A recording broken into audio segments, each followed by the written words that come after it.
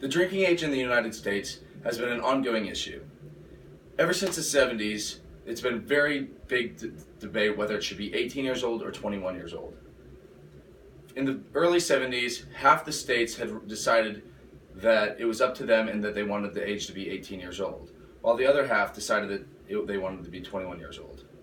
While driving became much more prevalent of a thing, the drinking age started leading up to 21 because there were more drunk driving accidents. Most people who have an opinion about this subject stick with their opinion and they pick a side, and it's very hard to sway them or convince them otherwise. In my personal opinion, I think that it should be moved from 21 to 18 years old, not just for the sheer fun of being able to drink and going out, but I also think that there are some safety reasons that we can overcome and really make it a safer thing.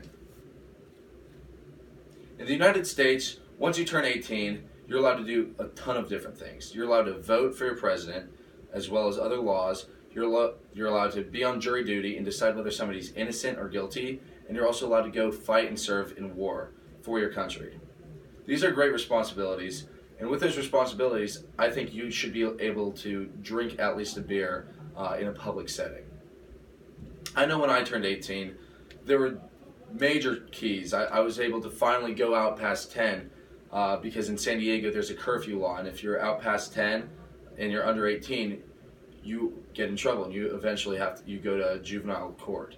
When I became 18, it was a really big deal, and I felt much more mature and felt much more responsible, and that I had a lot more on my shoulders. But at the same time, not being able to drink is a very frustrating thing when you're that age, especially going into a college setting where you're surrounded by older people and everybody who can actually get out there and go to the bars and be in public settings in a social situation. With this great responsibility, there are a lot more downsides though. I think that when people are more responsible, there's no problem with making the laws stricter as well as the punishment for not following those laws harsher. Because they are responsible, there should be no reason to not follow those laws because you're supposed to be proving that you can handle the privilege that you've been granted. Because it should be harsher, I think that there should be a zero tolerance policy when drinking and driving. If not until you're after 21, at least for those first 3 years, if it is changed to 18, from 18 to 21 there should be a zero tolerance policy where you're not allowed to drink or even have a drop of alcohol in your system when you're driving.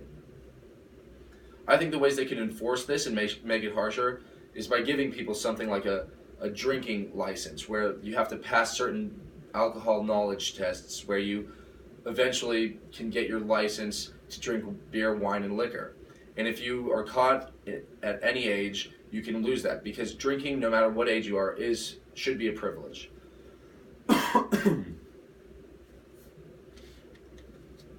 Although there is a big weight of this on your shoulders and you are the responsible person, I think that the government and cities can do a better job of limiting things like drunk driving. They can do this by giving alternative routes opposed to cars, such as public transportation or means to walk somewhere. There's studies that actually show that denser cities have less fatalities while driving, regardless of if they're drunk or not. In cities like New York and Chicago, where there's a lot of public transportation and it's very dense and easy to walk around places, driving fatalities is about 4%, is about 4%, where if you're in a less dense city such as Houston, where it's a very high population but it's very hard to get around places, you're in cars, and it's about double that at about 8%.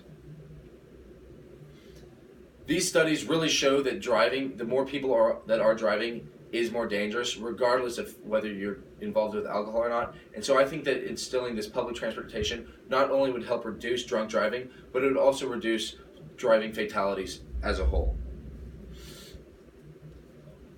Using this public transportation is very easy to get around places. And I think that once you get to bars, regardless of if you're 18 or 21, it's much safer because you're in a controlled environment. You have bouncers and you have bartenders who are able to cut you off and able to say, hey man, you've had too much and you can't drink anymore. When you're in an uncontrolled environment, such as a house party or in a college campus in a dorm room, there's really nobody there who can cut you off and say, you've had too much. Because if my friend came up to me and said, hey, listen, you've had too many beers, but he's been drinking the entire night too, it doesn't really go as far as somebody who's sober and has that authority to really cut you off and say, listen, man, I deal with this every day and you've had too much. That's why I think the main issue that we're facing is binge drinking opposed to drunk driving. Because it's much easier to make alternative options and give people new ways to get around rather than driving a car, opposed to going and trying to find out what's going on behind every closed door. Nobody really has the time to go knock on every door and see if people are drinking underage, or go to a party and say, hey, there's 100+ people here and I'm going to ID every single one of them just to make sure that they're of age to drink. I think that these reasons are why it should be reduced to 18. Because the younger you are able to drink, the more exposure you have, and the more responsible you can become. And if there is a zero tolerance policy while driving, it gives you 3 years at least to really understand alcohol, the effects it has on you, and the downsides that it can have on your overall life. I know personally, I've had a lot of great close family members that have owned breweries back home. And this has actually made me realize the positives that alcohol has as well as the downsides, and it's made me a much more responsible drinker. It's been a very prevalent thing in my life, and I know the regulations I have to set on myself as well as the regulations that I can see and the surroundings that I know when I see other people who have drinking too much. Because of this, it ultimately does all fall on the person who's making the decision's shoulders, but there are alternative ways, and I think that early exposure is something that really can enhance somebody's experience, not only in a social setting, but as a safety measure as well.